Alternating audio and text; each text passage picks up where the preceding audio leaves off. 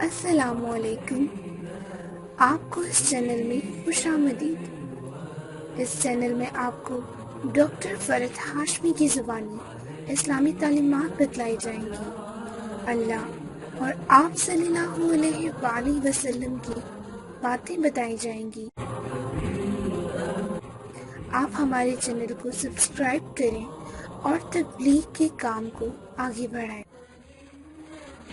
روزہ آگ سے بچاؤ کا ذریعہ ہے۔ رسول اللہ صلی اللہ علیہ وسلم نے فرمایا، جو شخص اللہ کے راستے میں ایک دن کا روزہ رکھے گا، اللہ تعالیٰ اس کے بدلے اس کے چہرے کو آگ سے 70 سال کی مسافت پر رکھے گا۔ صحیح مسلم۔